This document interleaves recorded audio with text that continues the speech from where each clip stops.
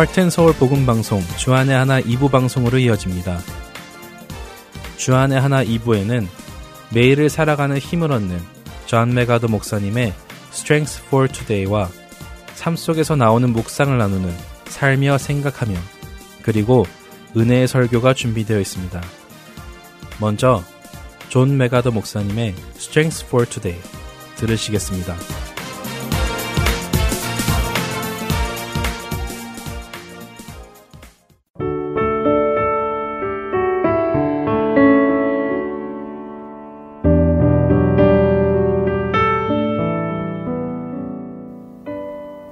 애청자 여러분 안녕하세요. 존 메가더 목사님의 Strength for Today 진행의 이세진입니다. 하나님은 정직한 자를 찾으십니다. 성경이 말하는 정직한 자의 모습은 어떤 모습일까요? 어떻게 하면 정직한 모습으로 하나님 앞에 설 수 있을까요? 오늘 Strength for Today의 제목은 공경 속에서의 정직함입니다. 성경에서 말하는 정직은 어떤 의미를 갖고 있을까요? 시편 15편 1절에서 2절 말씀에 정직한 자는 공의를 실천하며 그의 마음에 진실을 말하는 자라고 했습니다. 또한 요한복음 1장 47절에서 예수님은 이스라엘 사람 나 다니엘을 일컬어 그 속에 간사한 것이 없다라고 그의 거짓 없음을 칭찬하셨죠. 이처럼 성경에서는 진실되며 위선이 없는 것을 정직, 그리고 그런 사람을 정직한 자라고 부르십니다. 성경에서 보여주는 여러 정직한 사람 중에서도 우리는 특별히 다니엘의 모습을 통해 정직의 모범을 보게 되는데요. 바로 공경에 처했을 때에도 하나님만 신뢰하고 세상과 타협하지 않는 그의 정직한 모습에서 말입니다. 다니엘서 1장 1절에서 2절 말씀입니다. 유다 왕 여호야김이 다스린 지 3년이 되는 해에 바벨론 왕 느부갓네살이 예루살렘에 이르러 성을 에워쌌더니 주께서 유다 왕 여호야김과 하나님의 전 그릇 얼마를 그의 손에 넘기심에 그가 그것을 가지고 신할 땅 자기 신들의 신전에 가져다가 그 신들의 보물 창고에 두었더라. 정직은 공경의 상황에 처했을 때 더욱 돋보이게 됩니다. 오늘 말씀은 이스라엘 역사상 참으로 비극적인 시대를 배경으로 하고 있는데요. 이 당시 하나님은 이스라엘을 악한 제국 바벨론의 왕 느부갓네살의 손에 넘기심으로 이스라엘의 범죄함을 향한 징계를 내리시죠. 하나님은 이스라엘의 죄에 대해서만큼은 백성들을 달래시거나 혹은 그냥 죄를 살짝 모르는 척 넘어가지 않으셨습니다. 베드로전서 4장 17절에서 말씀하셨듯이 하나님의 집에서 심판을 시작할 때의 모습으로 이스라엘 백성들은 바벨론 왕국의 포로 신세가 되는 공경에 처하게 된 것이죠. 하지만 히브리서 12장 5절에서 11절에 나와 있듯이 우리를 아들처럼 사랑하시는 하나님의 징계는 언제나 우리의 유익과 우리로 하나님의 거룩하심에 참여하도록 하기 위한 선한 것입니다. 마치 아들을 향한 아버지의 꾸지람과 같은 것이죠. 미움이 아니라 사랑에서 생겨난 것입니다. 이처럼 하나님의 징계, 곧 바벨론에 의해 나라가 망하고 바벨론에 포로로 끌려간 상황에서도 다니엘과 세 친구들의 이야기는 세상과 타협하지 않는 진정한 정직의 모범을 잘 보여주고 있습니다. 바벨론 왕실로 끌려와 왕의 명령에 맞서는 용기, 또 죽음의 위협 앞에서도 하나님을 끝까지 신뢰하였던 다니엘과 세 친구의 이야기를 통해서 우리는 세상과 타협하지 않는 정직한 자를 하나님은 공경 속에서 특별히 보호해 주시고 지켜주신다는 것을 배우게 됩니다. 우리에게 닥친 공경은 정직이라는 영적 열매를 맺기에 반드시 필요한 영양분을 제공하는 흙과도 같습니다. 바벨론 왕국에 잡힌 바 된 이스라엘 백성들의 공경 속에서 다니엘과 세 친구들의 타협이 없는 정직함은 더욱 돋보였고 그들의 흔들리지 않는 신앙은 바벨론 왕들과 훗날 왕국의 멸망에도 큰 영향을 끼쳤죠. 여러분 가운데 지금 공경에 처해 계신 분들도 있을 것이고 또 지금 내게 주어진 고난을 통해서 하나님이 무엇을 이루고자 하시는지 그 뜻을 이해하기 힘들어 고민하는 분들도 계실 것입니다.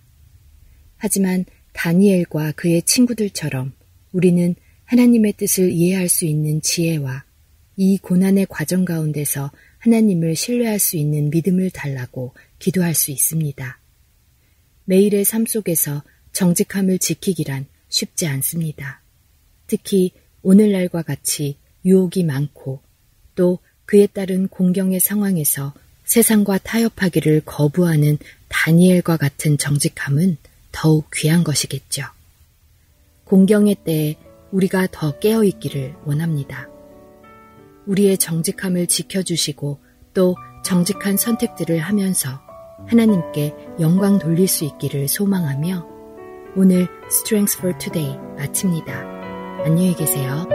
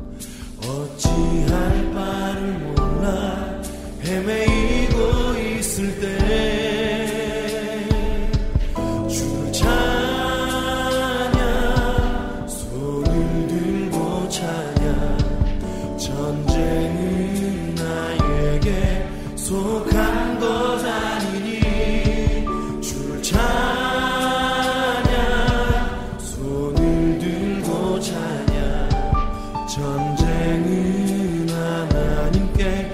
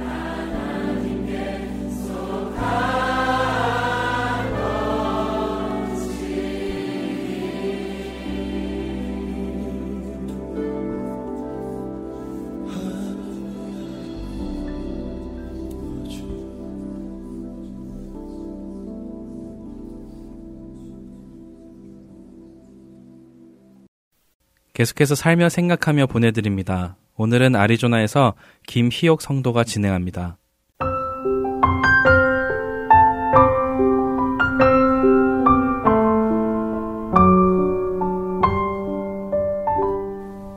팬데믹에 막혔던 하늘길이 열리고 코로나 검사가 전면 해제되면서 저도 지난 6월과 7월에 걸쳐 4년 만에 고국에 다녀왔습니다.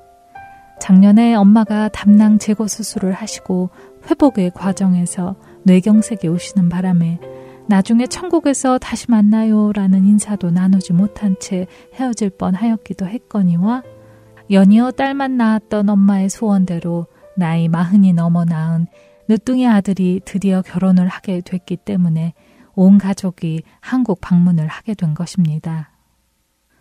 엄마가 사선을 넘고 중환자실에서 일반 병실로 옮길 때까지 몸을 자유의지대로 움직이지 못하고 눈에 초점을 맞추지 못하며 정상적인 의사소통이 되지 않았던 3, 4주의 시간 동안 엄마가 살아 돌아오기만 하시면 엄마한테 효도해야겠다고 또 사랑한다고 많이 말씀드리고 만약 한국에 가게 된다면 엄마를 성심껏 돌봐드려야지 줄곧 다짐했었음에도 불구하고 완전히 회복하신 엄마의 모습을 보고 안도하며 감사하기가 무색하게 저는 마치 어린아이와 같은 철없는 모습이 됐습니다.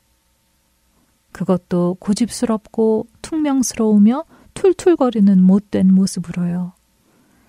그리고 그것은 주님을 인격적으로 만나기 전에 더하지도 빼지도 않은 제 실제 모습이었습니다. 엄마의 말씀을 경청하는 것에 온 마음을 쏟지 못했으며 여행을 간다고 또 친구를 만난다고 또는 필요한 것을 사러 간다며 시댁을 방문한다며 밖으로 돌고 돌았습니다. 제가 이곳 미국에 있으나 친정에 있으나 딸 자식을 하염없이 기다리시게 하는 것은 매 한 가지였습니다.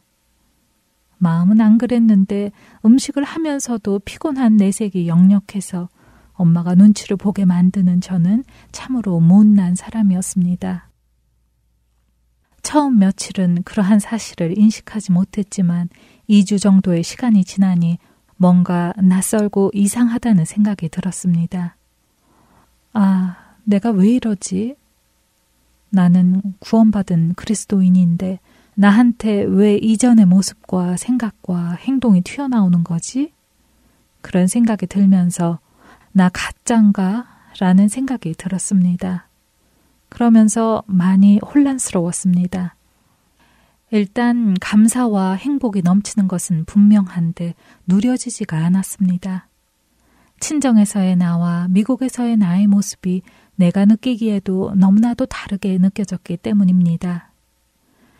이것은 마치 초등학교 동창을 만나면 그 시절 그 행동과 그 말투가 튀어나와 마치 동심으로 돌아가는 듯한 모습과 유사한 것이 아닐까 하는 생각이 들었습니다. 사람은 특유의 냄새나 특정한 장소, 특별한 소리에 노출될 때 옛 기억 속으로 여행을 하게 된다고 합니다. 그것이 좋은 것이든 나쁜 것이든지요. 고향으로의 회귀는 저를 미국으로 이주하기 전에 젊은 날 철없던 시절의 모습으로 되돌려 놓은 듯 했습니다. 과거의 그 장소, 과거에 늘 함께했던 우리 가족, 익숙한 집안의 냄새와 손때 묻은 물건들이 안온함을 느끼는 나른한 추억여행 속으로 저를 인도하는 것만 같았고 그것은 현재의 저의 의식에 여전히 영향을 미쳤던 것입니다. 인간은, 아니 적어도 저는 그렇게 나약한 사람이었던 것입니다. 저의 옛 습성과 죄성은 여전히 그대로인 것이었습니다.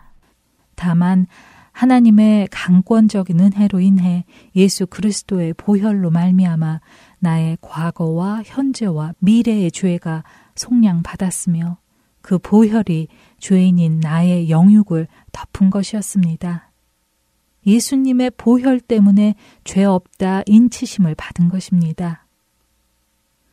한국에서의 나의 문제가 무엇이었을까를 고민하며 그렇게 친정 방문은 마무리됐고 미국으로 돌아오고 나서도 여전히 그 문제에 대해 물음표를 달고 지낸 지 3주가 지나고 새벽 예배 시간이었습니다. 목사님께서 안식년에 보름 동안 로드트립을 하신 적이 있다고 하셨습니다. 내내 운전하고 자고 또 운전하고 자고 하는 일정 속에 식사기도 외엔 특별히 말씀을 읽거나 기도를 하지 않고 시간이 지났고 여행이 끝났을 때는 이렇게 한 달, 두 달을 살면 목사도 목사가 아니겠다 생각이 드셨다고 하시며 우리가 과거에 성경을 아무리 백독, 천독을 했어도 지금 현재 말씀을 읽지 않고 내 속에 말씀이 없다면 그것은 타락이라고 말씀하셨습니다. 며칠 전 잔치를 했다고 지금 밥을 안 먹을 것이냐? 며칠 전 좋은 공기 들이마시고 왔다고 지금 숨을 안 쉴 것이냐라고 반문하시며 말씀과 기도는 영혼의 밥과 공기라는 말씀도 하셨죠. 목사님을 통해 나의 잘못이 무엇인지에 대해 명확하게 설명해 주시는 하나님께 나의 작은 물음에도 상세하게 설명해 주시는 자상하신 하나님께 감사의 마음과 죄송한 마음이 동시에 들면서 하나님 잘못했습니다. 외엔 아무런 드릴 말씀이 없어 눈물만 흘렀습니다. 그렇습니다. 저는 그랬습니다. 가족과의 만남과 기적의 은혜 속에 말씀의 읽기와 기도를 등한시했고 저는 그렇게 말씀 없는 자가 됐던 것입니다. 그러니 은혜를 받은 자였음에도 은혜 없는 자와 같이 생각하고 행동했던 것입니다. 어제 주일 말씀 중에 목사님께서 우리 안에 화이트떡과 블랙떡이 있다고 하시며 그 두 마리가 우리 안에서 싸울 때 화이트떡을 이기게 하려면 어떻게 해야 하느냐고 물어보셨습니다. 답은 생각보다 간단하다고 했습니다. 먹이를 주는 떡이 이길 것이라고 하셨죠. 맞습니다. 우리는 우리의 영혼을 위해 무엇을 먹고 있는지, 생명의 양식인 말씀을 먹고 있는지, 그 반대의 경우인지를 점검해 보아야 할 것입니다.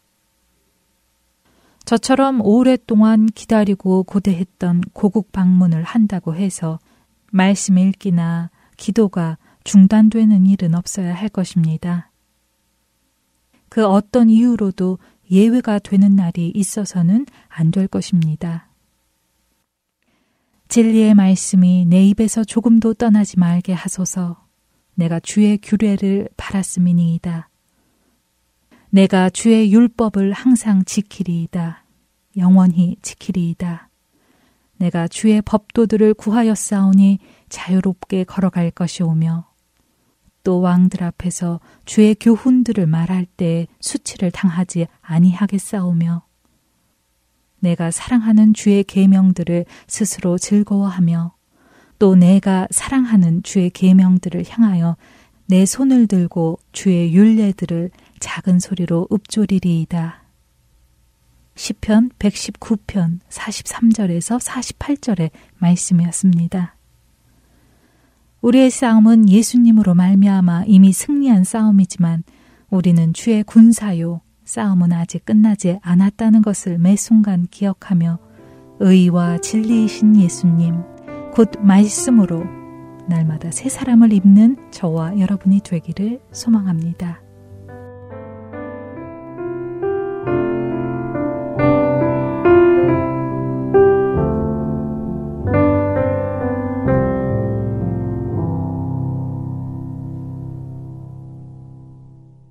알고 묘한 그 말씀 생명의 말씀은 귀한 그 말씀 진실로 생명의 말씀이 나의 길과 믿음 밝히 보여주니 아름답고 귀한 말씀 생명샘이로다. 아름답고 귀한 말씀 생명샘이로다. 귀한 주님의 말씀은 내 노래 되도다. 모든 사람을 살리는 생명의 말씀을 값도 없이 받아 생명길을 가니 아름답고 귀한 말씀 생명샘이로다. 아름답고 귀한 말씀 생명샘이로다.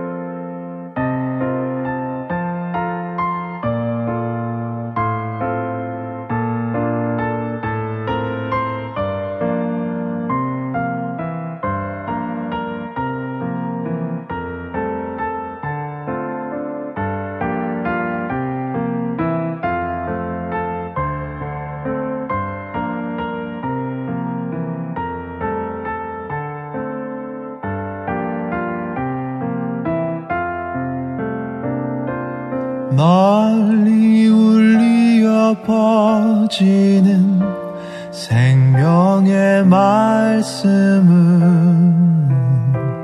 마음의 용서와 평안을 골고루 주나니 다만 예수 말씀 듣고 복을 받네. 아름답고 귀한 말씀 생명샘이로다. 아름답고 귀한 말씀 생명샘이로다. 아름답고 귀한 말씀 생명샘이로다. 아름답고 귀한 말씀 생명샘이로다.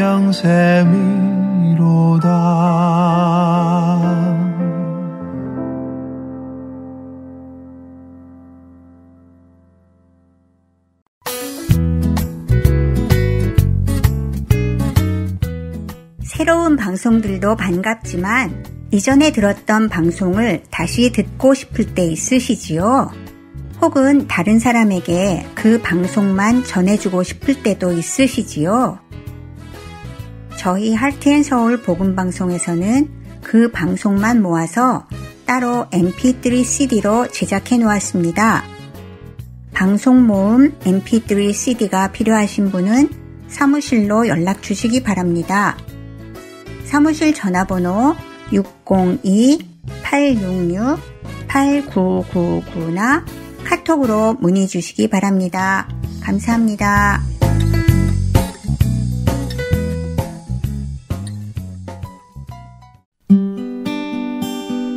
기쁜 소식 사랑으로 땅끝까지 전하는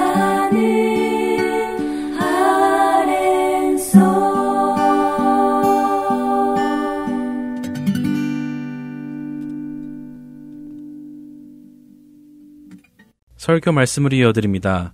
오늘은 아틀란타 한비전교회 이호셉 목사님께서 사도행전 4장 23절부터 31절의 본문으로 혼란한 세상에 나타나는 하나님이라는 제목의 말씀을 전해주십니다. 은혜의 시간 되시기 바랍니다.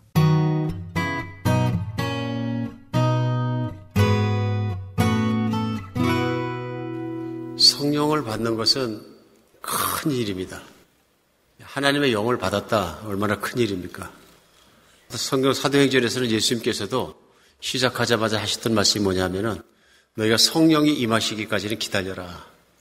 기다리라는 말씀은 그대로 기다려라. 아무것도 하지 말라 하는 말씀입니다. 그러니까 사도들이 오직 하늘문이나 성령 오시기를 간절히 기도했을 때 사도행전 2장은 성령이 임하시고 사도들은 분명히 달라졌습니다.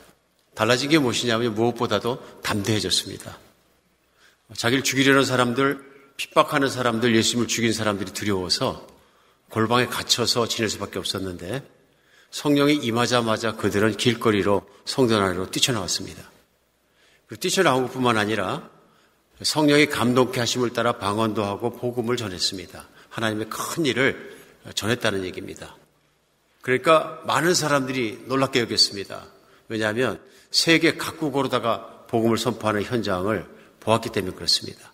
근데 전하고 있는 사람들을 보니까 외국어를 할 만한 사람들이 아니라 전부 갈릴리 출신들이 많고 시골 사람들이 많았던 거예요. 그래서 소위 교육의 혜택을 받을 수 없는 지역에서 살았고 그런 배경을 가진 사람들과 행색도 아마 그리하지 않았는가 싶습니다. 놀라서 묻습니다. 이게 어찌된 일이냐? 술이 취한 거냐? 그러니까 베드로 사도가 답변합니다. 아니다. 구약의 요엘 선지자를 통해서 하신 말씀대로 말세의 모든 육체에 성령을 부어주시겠다는 그 성령을 우리가 받았느니라 설명합니다. 이 성령은 너희가 죽인 바로 그 예수 그리스도께서 승천하셔서 보좌에 앉으시면서 보내주신 것이라. 그러면서 예수 그리스도가 어떤 분이신지 복음을 전합니다. 이걸 생각해 보면 사도가 이 말씀을 전할 때 50일 이전에 이미 그들은 어떤 사람들이냐면 들었던 사람들은 예수님이 십자가에 못 박혀 돌아가시는 걸 보았을 뿐만 아니라 그중에 많은 사람들은 몰려들어서 예수를 죽이라고 소리질렀던 사람들입니다. 그러니까 그 복음을 전함으로 말미암아 제자들은 그 자리에서 돌 맞아 죽을 수 있다는 것도 알고 있었습니다. 그럼에도 불구하고 성령이 임하시니까 이런 변화가 뭐냐면요. 두려움이 없습니다. 엄청 담대해지는 것입니다. 죽음도 두렵지 않고 아무것도 두렵지 않고 오직 한 가지 예수 그리스도의 복음을 전하는 것을 기뻐하며 전했던 것을 알 수 있습니다. 거기서 끝나지 않고 베드로 사도와 요한 사도가 성전을 올라가서 기도를 가는 길에 태어나면서부터 안진대가 된 환자를 예수의 이름으로 일으키는 사건이 나자 사람들이 또 한 번 몰려듭니다. 그때 솔로몬 행각에 다 몰려들었는데 아마 5천 명이 믿었다는 거 보니까 이루 말할 수 없는 사람들이 빼곡하게 몰려들었던 것 같아요. 사도 베드로가 또 복음을 전합니다. 예수 그리스도가 어떤 분이신지, 무슨 일을 하셨는지, 어떻게 십자가에 죽었는지, 어떻게 부활하셨는지, 승천하셨는지 전합니다. 그에 따라서 한 5천 명이 되는 사람들이 믿음에 돌아오게 됩니다. 이때 성전을 지키던 관리들이 당황하게 돼서 대짜고짜 사도 두 사람을 붙잡아서 감옥에 넣게 됩니다. 다음날 심판이 열리고 심판합니다. 심판의 현장에서 또 나타난 것이 있습니다. 뭐가 나타나냐면요. 사도 요한과 베드로에게 두려움이 없습니다. 담대합니다. 그 담대한 마음으로 오히려 심판하고 신문하고 있는 우리 대제사장과 사내들은 공회원들을 전도합니다. 복음을 전하고 너희가 죽은 그 예수를 믿으라고 권합니다. 놀라운 일이 일어난 거죠. 그러자 사도행전은 계속되면서 그들을 잡아서 죽이고 싶지만 잡아서 죽일 만한 명분이 안 되는 것입니다. 그들이 잘못한 것이 없고 한 일이라고는 안진뱅이 된 사람을 일으킨 죄밖에 없습니다. 그러니까 결국은 명분을 찾지 못하고 예수님의 부활을 전하지 말라고 하면서 놓아줍니다.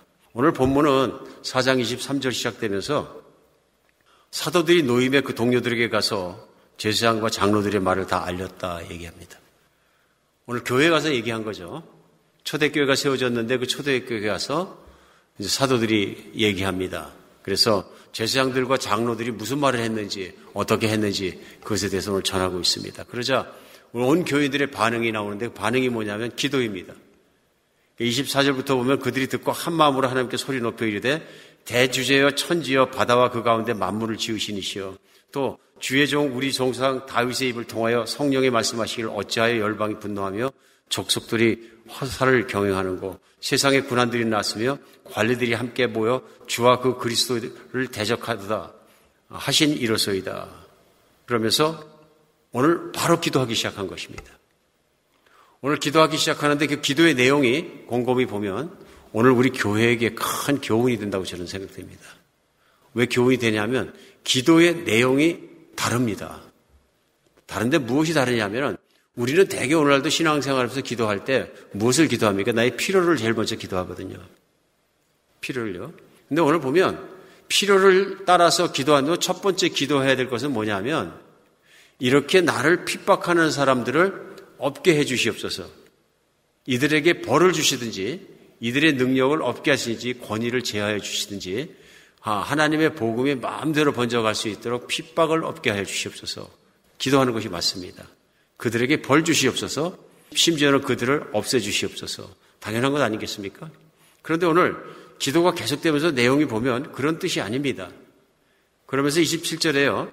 과연 헤롯과 본디오 빌라도는 이방인과 이스라엘 백성과 합세하여 하나님께서 기름 부으신 거룩한 종을 거슬러 하나님의 권능과 뜻대로 이루려고 예정하신 그것을 행하려고 이 성에 모였나이다. 주여 이제 그들의 위협을 굽어보시고 또 종들로 하여금 담대히 하나님 말씀을 전하게 하여 주시오며 손을 내밀어 병을 낫게 하시고 표적과 기사로 거룩한 종 예수의 이름으로 이루어지게 하여 주옵소서. 기도합니다. 뭘 기도합니까? 오직 한 가지 위해서 기도합니다. 하나님의 뜻이 이루어지게 하시옵소서. 그 일을 위해서 우리에게 성령의 권능을 주시고 담대하게 하나님 말씀을 전하게 해 주시옵소서. 이거 기도합니다. 좀 다르게 느껴지지 않습니까? 우리 교회가 이런 상황이면 핍박을 받는 상황이고 사도들이 놓여서 가서 어떻게 대제사장과 장로들이 자신을 핍박했는가 나누면은 기도를 하더라도 우리가 기도할 때는 핍박이 없게 해주세요가 먼저 기도가 아니겠습니까? 핍박을 제거해 주세요. 그런데 오늘 제자들의 기도에서 색다르게 발견하고 우리가 또 배워야 되는 첫 번째는 그것입니다. 제자들은 기도를 하면서 그 내용 속에 보면 죄악된 세상을 그대로 받아들이더라는 것입니다. 세상은 분명히 죄악됐습니다. 핍박하지 않아야 될 대상을 핍박하는 거예요. 죄가 하나도 없는 예수 그리스도를 핍박하고 십자가에 못 박혀 죽을 뿐 아니라 예수님을 따르는 자들도 핍박해야 된다고 그들이 믿고 핍박하는 건 불법인 거예요. 그렇죠? 그러니까 세상이 타락하고 세상이 악이 가득한 겁니다. 오늘 그래서 제자들에게 가장 힘든 게 하는 것은 무엇이냐면 바로 세상이에요. 예수님을 믿지 않는 사람들, 마귀를 따르는 사람들, 그런 사람들이 만들어가고 있는 세상이에요. 세상 안에서는 하나님의 뜻을 거역하고 배신하고 하나님의 뜻을 거부할 뿐만 아니라 핍박을 하는 거예요. 따라가는 사람들. 그러면 자연스럽게 그들에 대해서 하나님께서 벌 주실 것을 기도하는 게 맞습니다. 없애 주실 것을 위해서 기도하는 게 맞고요. 그럼에도 불구하고 오늘 기도의 내용은 그렇게 핍박을 하지만 하나님 우리에게 담대함을 주시어서 복음을 전하게 해주셔서 말씀을 전파하게 해주시옵소서. 능력도 주시어서 병도 고쳐지게 하고 예수 그리스도의 이름이 선포되는 곳에 하나님의 살아계심을 드러나게 해주시옵소서. 요거 기도했습니다. 그러니까 세상은 타락했고 세상은 악하고 세상은 바른 길을 살거나 그리스도의 복음을 전하는 자를 핍박할 것이라는 걸 기정사실로 받아들인 것입니다. 왜 그럴까요? 이미 예수님이 가르치신 거예요.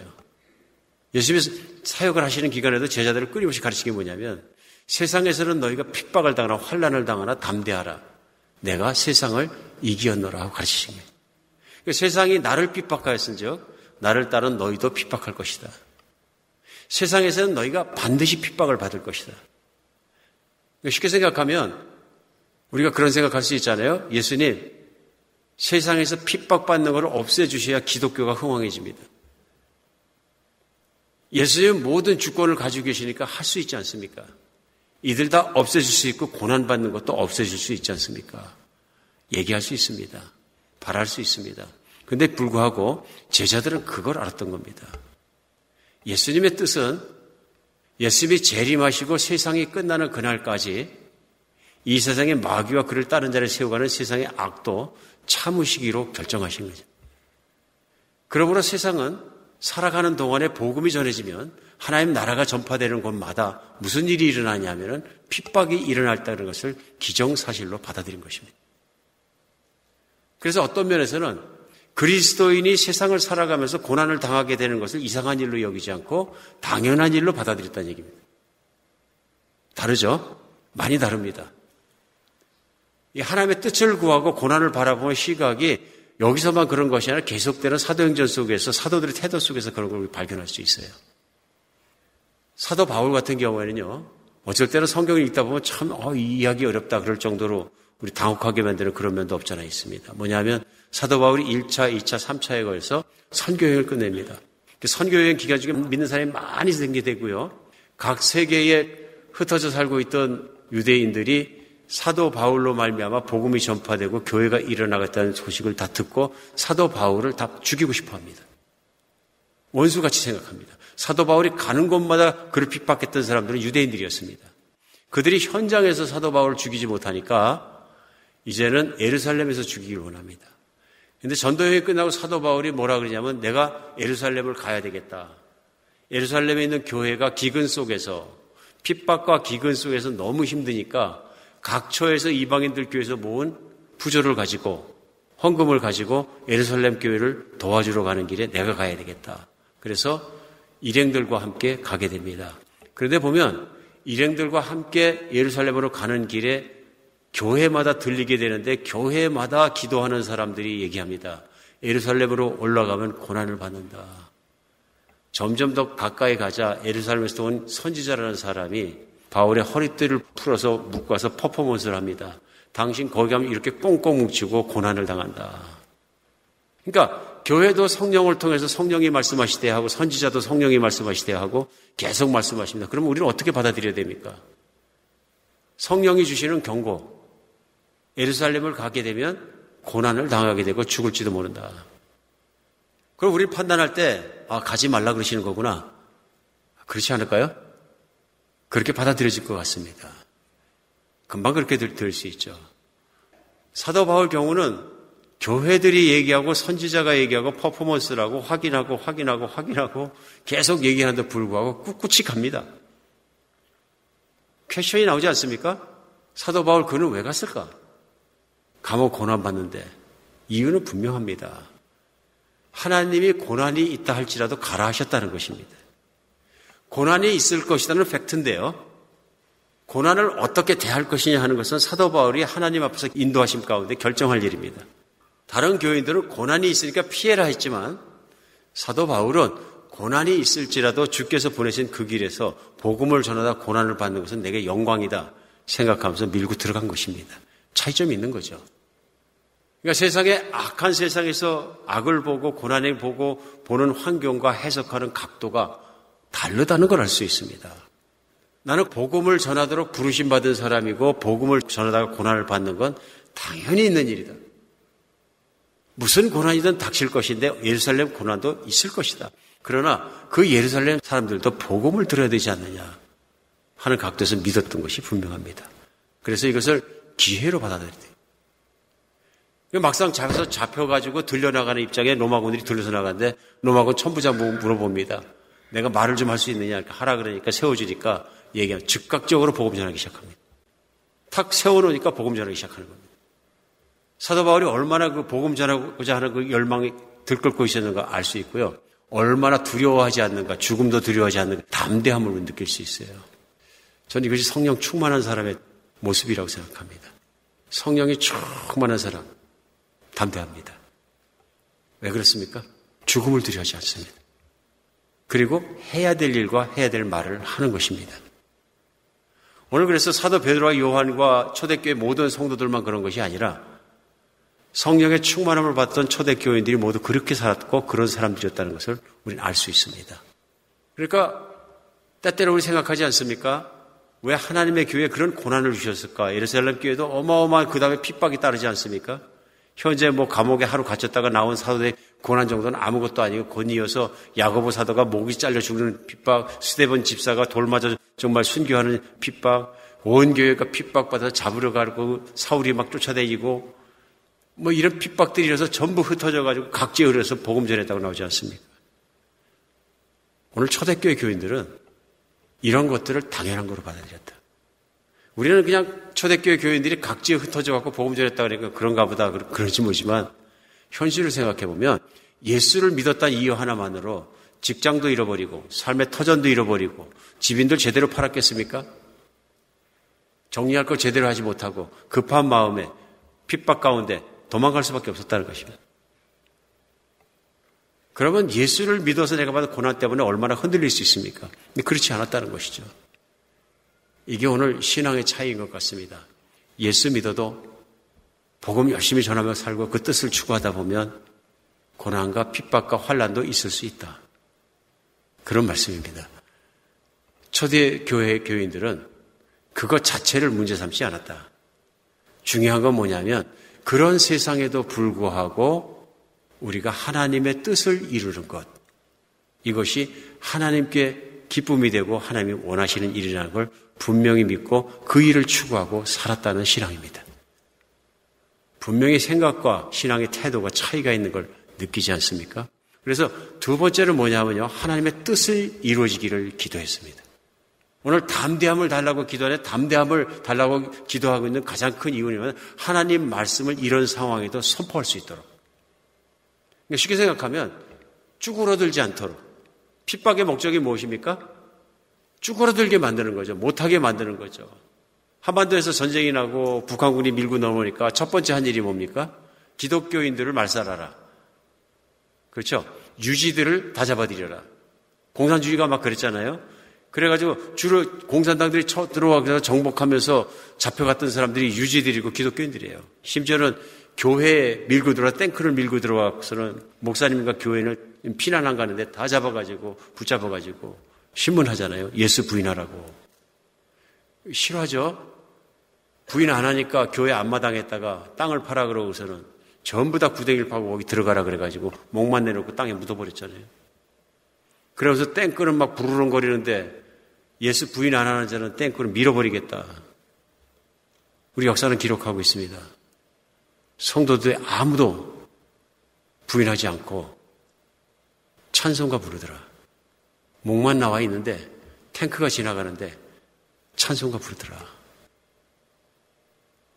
우리 한반도에 그런 역사가 있다는 것이 슬픈 일이지만 또 한반도에 그런 신앙이 있다는 것이, 그런 순교의 신앙이 있다는 것이 놀라운 일입니다. 하나님의 뜻이 이루어지도록 기도했다. 그러니까 초대교인들이 무엇을 위해 살았는지 우리는 금방 알 수 있습니다. 이렇게 어려운 환경 속에서 툭 치니까 나오는 기도가 뭐냐면 하나님의 뜻이 이루어지도록 우리를 담대하게 해 주시옵소서. 그 하나님의 나라가 이루어지고 복음이 전해지고 그 뜻이 이루어질 때 누가 해야 되냐면 하나님의 자녀된 교회가 해야 되고 우리가 해야 되는 사명이라 하는 것을 분명히 알고 있었던 것을 우리는 알 수 있습니다. 현대교회를 우리가 이렇게 섬기면서 하나님의 뜻이 일어나서 하나님의 나라가 이루어지는 것, 이것을 얼마나 간절히 기도하고 있는가 이거 생각할 필요가 있습니다. 우리 교회가 그게 현주소거든요.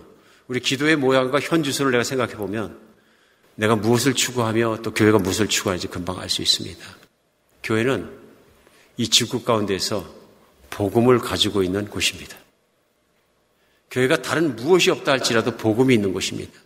이 복음을 먹어야, 복음을 붙잡아야 죽은 영혼도 살아나는 세계에서 가장 귀중한 보물을 가지고 있는 것이 교회입니다.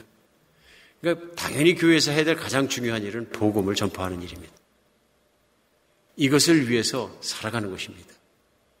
그런데 어떻게 살다 보면 우리는 모든 것이 요즘 특별히 개인주의가 심해지니까 마치 예수 믿는 것은 나 개인에 만족하기 위해서 예수를 믿는 것 같은 그런 것만 믿는 경우가 너무나 많습니다. 그러다 보니까 예수 믿으면 나에게 고난이 없어지고 부자가 되어야 되고 자식이 잘 돼야 되고 그래서 필요를 위해서 기도하는 것은 기도에 꽉 차 있고 많은데요. 그러니까 기도합시다 그러면 가장 많이 하고 가장 급하게 하는 기도가 뭐냐면 내 필요가 채워지는 것들이에요. 물론 예수님께서 우리 필요를 기도하라 그러셨고 그 필요를 채워주시겠다, 이루어주시겠다 말씀도 하셨어요. 응답하시겠다고 말씀하셨고요. 근데 중요한 게 있죠.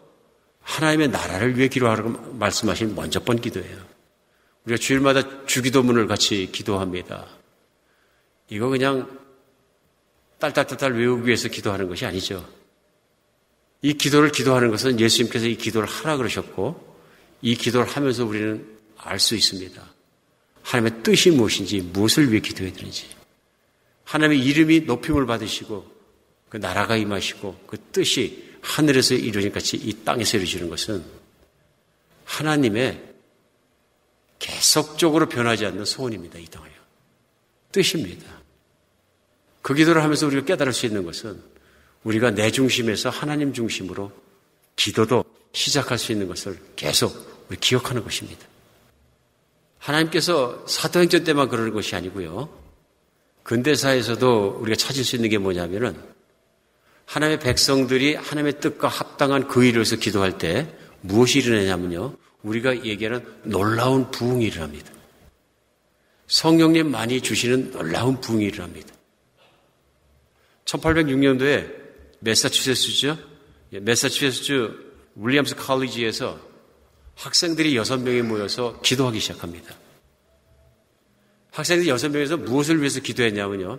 아시아 지역에 복음이 전파되고 아시아 지역에 있는 나라들의 언어들로 성경이 번역되고 전파되게 하는 것을 소원을 품고 기도하게 됩니다. 성령이 주신 감동인 거죠. 이게 지금은 뭐 많은 교회가 그렇게 한다고 생각하실지 모르지만은 그때 당시에는 대단한 일인데 아무 교회도 그걸 기도하지 않은 거예요. 그러니까 불과 200여 년 전에 미국에서 교회가 많았지만 그 당시에도 어느 교회도 이럴 걸 위해서 기도한 적이 없는 거예요. 그러다 보니까 선교사도 선교단체도 없습니다. 미국 내에도요. 그 많은 교회가 있지만은 선교하지 않는 거예요. 그래서 이 기도회의 운동이 무슨 운동이 되냐면 첫 번째 선교단체가 구성되고 선교를 시작하는 현장이 됩니다. 학생들이에요. 윌리엄스 칼리지에. 그런데 그 기도회가 하나님께서 기도를 응답해 주고 기름을 부어주시니까 사람이 모이기 시작합니다. 자꾸 모이더니 헌신자도 많아지고 그러면 내가 선교사로 가겠다 하는 자원자들도 나오고 그래서 아시아로 선교사를 파송하기 시작합니다. 만약 이 기도회가 없었다면 성령님께서 성령으로 충만케 하시고 부흥을 주지 않으셨다면 한반도에서 태어난 여러분과 저도 아직도 예수님을 못 믿을지도 모릅니다. 그렇죠? 이 기도회가 있었기 때문에 미국에서 선교사들이 일어나기 시작하고 헌신하기 시작하고 선교단체가 생기고 200여 년이 지난 지금에도 선교사를 파송하고 있는 거예요. 그 결과로 우리가 수혜자가 된 것이죠. 한반도에도 복음이 들어오고 미국의 선교사들도 들어오고 그냥 일어난 일이 아니라 누군가 모여서 하나님 나라를 위해서 기도하기 시작했더니 그들 안에 담대함을 주시고 학업도 내려놓고 직업도 내려놓고 알려지지도 않고 알 수도 없고 깜깜하게 갇혀있는 조선 같은 땅에서도 들어오는 선교사들이 일어나게 된 것이죠. 하나님은 기적을 주십니다. 하나님 나라를 위해서 기도하면 성령의 충만한 가운데 역사하시는 거죠. 우리 사도행전에서 분명히 볼 수 있는 거 있습니다. 성령 충만을 왜 주시냐 하는 것입니다. 오늘도 교회가 기도했던 한 가지 기도 제목은 성령 충만함 주시옵소서. 그래서 우리로 담대하게 하여 주시옵고 어디 가나 복음 전하게 해 주시옵소서. 이것이 아닙니까? 오늘 성령이 성령 충만 주신 이유는 한 가지입니다. 이 땅 가운데 복음으로 말미암아 전파되고 하나님 나라가 일어나게 하는 것입니다. 그런데 목회자이고 설교자인 저도 사도행전에서 이 부분을 설교할 때 인간적 걱정이 됩니다. 오늘은 설교하면 몇 명이나 좋으실까? 몇 분이나 재미없다고 생각하실까? 왜 그럽니까? 당장 나하고 관계가 있고 나하고 뭐가 있는 것 같고 내가 유익이 되고 내가 확실하고 내가 은혜 받고 그런 건 잘 들리는데요. 피부에 왔거든요. 아주 그냥 스킨에 컨택되는 것 같거든요. 그런데 하나님 나라가 이렇고 그 나라를 위해서 기도해야 되고 이런 얘기를 하면 남의 얘기 같이 졸려요. 아득하게 들리고. 이게 이제 설교자로서도 고민이 됩니다. 그러나 분명한 게 있습니다. 신앙의 바른 길은 성령이 오신 목적과 이유도 성령이 지금 하시는 일도 하나님 나라를 복음을 통해 이루는 것입니다. 그러므로 교회 기도에서 참으로 기도해야 될 것은 뭐냐면 교인이 성령 충만해서 복음을 전할 수 있고 하나님 나라를 이루어갈 수 있고 어떤 것도 두려워하지 않는 사람이 될 수 있도록 함께 기도하면서 복음 전하는 그 일을 위해서 가야 되는 것입니다. 가야 되는 것입니다.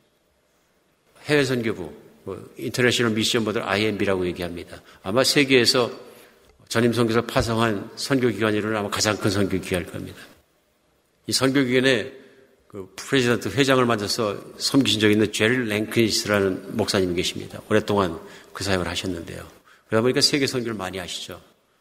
근데 중국 부흥의 소식을 듣고 중국을 가셨다가 한 지역을 갔는데 1년 사이에 한 50개 교회가 세워진 곳이 있었어요. 또 한 선교사님이 사역하시는데. 그래서 이분이 그게 궁금해서 거기가 선교사님을 만났어요. 그랬더니 보니까 한국에서 오신 선교사님이라고. 요즘 한국 선교사님이 참 잘하고 계시거든요. 많거든요. 그래서 물었습니다. 어떻게 이렇게 사역을 잘하게 되었느냐. 1년 사이에 50개 교회나 개척을 하고. 그때 그 선교사님이 그러시더래요. 저는 여기 온 지 1년 차입니다. 첫 해라서 할 수 있는 게 없고 언어를 배우는데 제가 신경을 쓰고 있기 때문에 다른 걸 할 수가 없습니다. 근데 어떻게든지 하나님 복음이 좀 전하게 해달라고 기도를 해왔습니다. 그랬는데 교회가 저절로 생기는 것처럼 사람들이 모여들고 생기기 시작했습니다. 정말로 이건 제가 한 일이 아니고 저는 어떻게 할 줄도 모르고 아직은 언어가 부족합니다. 근데 무슨 이유가 있을 거 아닙니까? 그러니까 그 중국 사람들 사이에서 서로 복음이 전해지고 이렇게 리더들이 세워지고 이렇게 교회가 불 번지듯이 번져가는 건 이유가 있을 것 아닙니까? 그랬더니 이 선교사님이 가만히 생각해 보더니 금년에 2번 기도 모임이 있었습니다. 한 번, 첫 번째 한국에서 단기 선교팀이 와서 이 지역과 복음화를 위해서 일주일간 기도했습니다. 2번, 좀 몇 달 있다가 한국에서 또 다른 교회에서 선교팀이 와서 또 일주일간 기도 모임을 하고 왔습니다. 오직 복음이 전파되고 하나님의 나라가 세워지는 그것을 위해서 그분들은 진짜 열심히 기도하고 왔습니다. 제 생각에는 아마 그분들이 기도했기 때문에 이런 현장이 일어날 것 같습니다. 우리 제리랜 기수 목사님이 굉장히 은혜를 받으셨어요. 그래서 그분이 쓰신 글에 의하면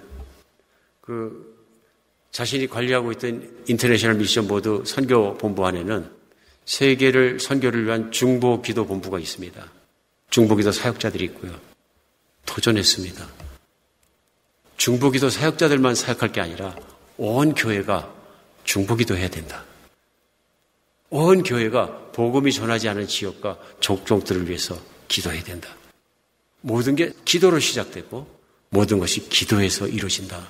확신을 갖게 되셨다 얘기하는 거예요. 정말입니다. 오늘도 우리가 하나님의 뜻에 부합하게 하나님의 뜻을 따라 기도하고 하나님의 뜻을 따라 구하고 나갔을 때 담대함도 주시고 정말 그 일이 일어나기도 하시고 부흥의 현장이 있게 하시는 줄 믿으시기 바랍니다. 한비전교회 그런 교회 됐으면 좋겠습니다. 하나님의 뜻에 부합한 교회. 그냥 내 거 채우고 내 거 메우고 그래서 사람만 많으면 뭐 하겠습니까? 정말로 복음적이고 정말로 하나님의 뜻을 따르고 정말로 그렇게 살아가는 교회가 되었으면 좋겠습니다. 우리 교회가 이미 입양한 종족들도 있고 지역들도 있고 우리 인도에 있는 박성성에서 나가시는 웨스트 벵갈 지역은 1억 명이나 됩니다. 지금 15년 전부터 입양해서 계속 기도하고 있는데 그때보다 많이 좋아졌습니다. 15년 전에 저희가 처음 기도 시작할 때 그 웨스트 벵갈 1억 명 중에서 믿는 사람의 숫자가 0.1%였습니다. 0.1%. 대단히 적은 숫자죠. 1000명 중에 1명입니다. 근데 지금은 0.6%입니다. 많이 발전했습니다. 0.6%에서 지금 많이 커지고 있는 것 같아요. 우리 박상규 선교사는 사역만 하더라도 그 영향력의 영역이 엄청 커졌어요. 이제 15년 되니까 어렸던 제자들이 가서 보면 다 커가지고 신학교도 가고 목회자도 되고 교회도 개척하고 다 어른이 됐어요.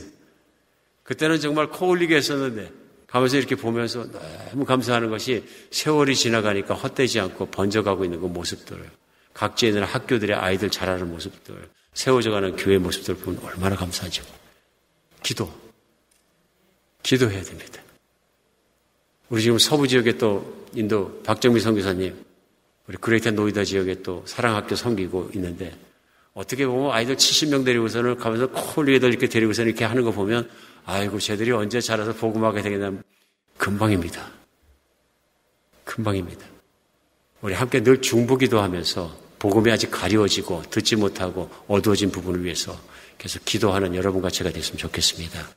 하나님은 이루십니다. 우리 주님께서 우리 한비전교회를 계속 사용해 주시면 좋겠습니다.